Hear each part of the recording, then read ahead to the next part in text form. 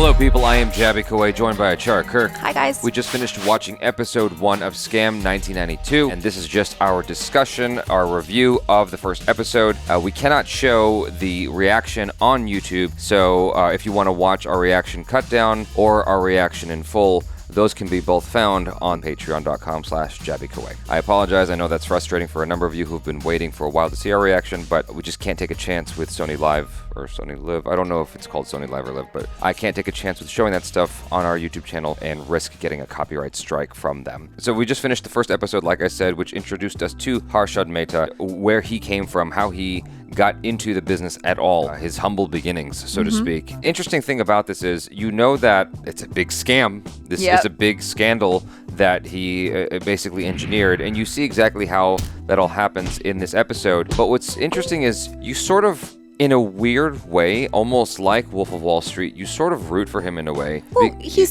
still the hero. He's the protagonist of the story. He sort of becomes an anti-hero, I think, in a way, because he's the protagonist doing things that are not necessarily on the up and up, right? Yeah. I mean, what he's doing is inside trading, which is totally illegal. Illegal, yes. And the way the story starts off was actually kind of interesting. It starts off with this guy who I don't even know who he is. We just get thrown into this situation where he's going to a news reporter, I guess. Yeah, because he works at the SBI. Right. And it was done in a really cool way, because I was feeling anxious. Just like really anxious and excited and like, oh my God, what's going to happen next? Well, you as the audience know that he obviously has some important information, but everyone is sort of treating him like, well, whatever. We probably get crazy things all the time. It's probably not that big of a deal. It's probably not the biggest story of the year. It's probably just like someone's cat fell out of a tree or something stupid, right? Yeah. Like, he's not being taken super seriously, is how it seemed. Like, to the point that the woman who I believe is one of the writers of the show, actually, or the book rather. Yeah. He approaches her, and she's taking like 3 different phone calls in the middle of him actually trying to talk to her. It was so frustrating because like, as the audience, we're all sitting there going, oh my God, just let the man talk. Yeah. And she's just, like taking calls, trying to get tea for him. And I loved his acting in this, the guy who played Mr. Bellari, because he was just right off the bat, as he's walking down the street, he's scratching his head and he's just like really twitchy and fidgety and like, you just get that nervous energy from him, and you know that something's going on. He's really distressed, and even as he's sitting down in each of the rooms, and every time it's like you think he's gonna get something, and then it's like you get let down, and then he has to go to the next person, and it's this like game of leapfrog, and it's just so anxiety inducing, and he did such a great job at communicating that across and making us feel that way. Well, piggybacking on what you're talking about, I think I'd be remiss if I didn't point out that the acting in general in the show is really, really good. Yeah, really great. And, I like the just overall production of it. I like the way it's shot. I like the lighting, the cinematography in it. It all feels very lived in. The one thing that I was on the fence about that I accepted and actually started to appreciate was the music. Because generally speaking, with stuff that's set in a certain time period, you want music that sort of complements that time period. Like, that was my big complaint with Wonder Woman 1984, for instance, which is, you didn't get a lot of music that felt like it was from the 80s. It didn't even, you know what I'm saying? Well, how do we know what was being played in the 80s in India? It doesn't matter. Like, you will know that sounds different than music that comes out today. It just gives it that extra level of authenticity because you hear the sounds of the 90s, 1992, right? Or even further back, 79, all the way through the 80s as he's coming up. And so none of that is present. You're hearing this instrumental music that feels like something from today. I let go of that after a while, and I just started to appreciate it because it does help the mood overall of the show. I think that's the thing. Like, you feel it right away when the intro comes in. It kind of has that vibe, and then as they bring it back into the episode, it's there supporting that feeling of like excitement as they're in the stock market, and like as it's rising, as it's falling. And, I think the one part where I get a little bit lost is I don't fully understand the stock market situation. Full disclosure, it's not that big of a deal, but like, I have tiny bit of money where I've played with the stocks a little bit, and for me there's like this immediacy to it because I'm using an app, right? And so I'm just telling it I want this, and it goes, okay, you have it, and it's instant.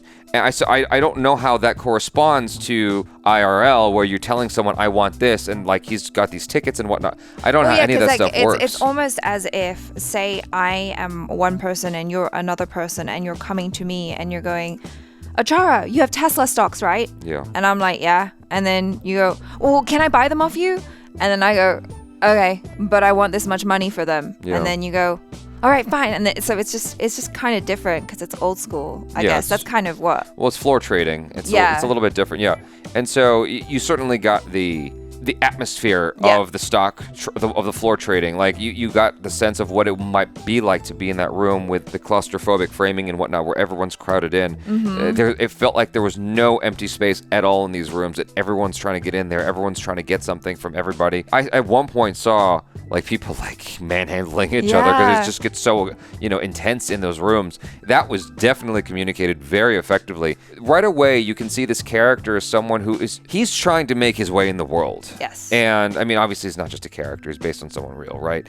But he's trying to make his way in the world, and you get how someone ends up on this path. Almost like the other show we're watching right now is Cobra Kai. And one of the great things about that show is it takes you back in time to show you how some of the characters who are villainous or the antagonists or become antagonistic, how they get there. Like, why do they end up on this path? And so you see how this guy ends up on the path he's on because he's trying to fight for what he knows that the people on top have. He's trying to get to the same thing.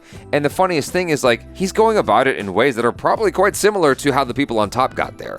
Right. You don't get an omelet without breaking some eggs, is the saying, right? And so that's what he's doing is he's breaking laws basically in an effort to get forward, and it's working and it's effective until the stock market crashes. What they were going to show was he has like an epiphany of some kind. That's what I thought too. And it's like, oh, he figures out how to spin this because a lot of people profited with the pandemic, with coronavirus, because when the stock markets crashed, a lot of people were like, all right, and they watched it, they swooped right in, especially China, swooped right in and started buying up shit because it was really, really, really cheap. I mean, if you bought Tesla stock in the middle of March, oh my God, like, there's a lot of stocks like that like took a big nosedive and then you gobbled it up while it was there and then went right back up. And it's crazy. And so I thought that there was going to be a moment like that towards the end of this episode, but instead they just were like, no, like this is not the end of him. It could have.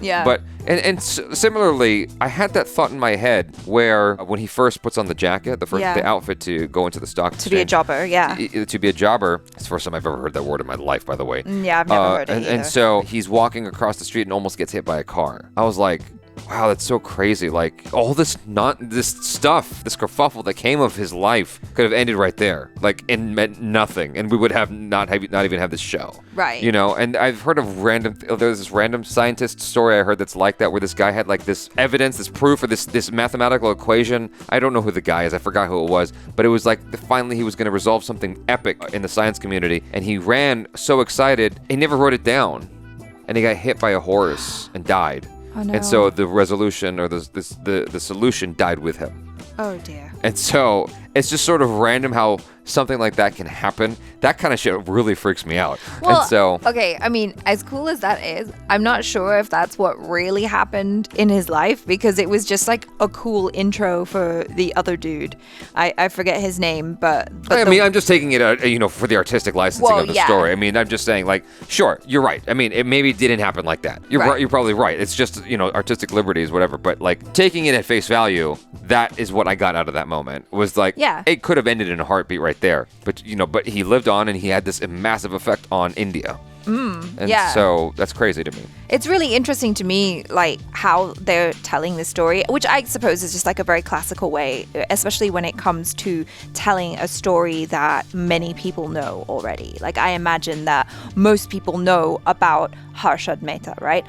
But so they start it off with like the day before shit's about to come crumbling down around him when the fraud is exposed, and then it takes you all the way back to 1979, and you get to see him as this like downtrodden but like really optimistic young guy who is just trying to do better for his family, do better for his wife, and all of that. And like, I really liked that scene where he's in the stock market for the first day, smiling. And you get to see him, like the wonder in his eyes as he's surrounded by all this madness, right? And he's just like, oh my God, just soaking it in. And he's like so innocent and like optimistic. I'm just really curious to see how, as the series progresses, how much of that is he going to maintain, because he seems to be quite generous with helping people out. Like he told his friend, like, yeah, come see me and I will teach you about the share market, you know, and I'll help you out. He seems to be like nicer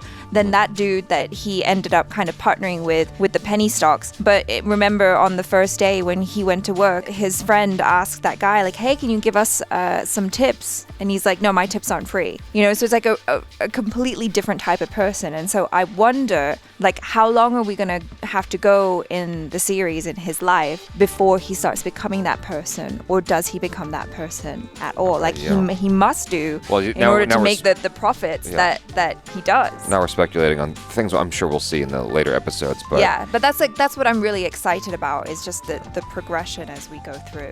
I really like the approach to this story in general. I really, really appreciate how grounded it is. And it doesn't feel so far like it's really embellishing. It feels like it's just trying to tell this story as accurately as possible. As like, I think of a film like the one with Michael Keaton that won Best Picture, that was about the journalists who are like uncovering this crazy story about the church. And it sort of has that sort of same raw, rough around the edges feel, and I really appreciate that. The only thing, and this is a very, very minor thing, it doesn't even matter, but I noticed it. I can't help. I gotta point it out. They have this thing with that looks like Super 8 film. It's supposed to look very old school, right? The thing about it is that's all well and good. I like the idea. I just wish that they would vary it up with the filter that they have, because there's like this, what would be like dirt in the gate, right? When they finish shooting any scene with film, they say check the gate, because they want to make sure there's nothing in there that would like imprint onto the film. Gotcha. and make and like basically create black spots in the film.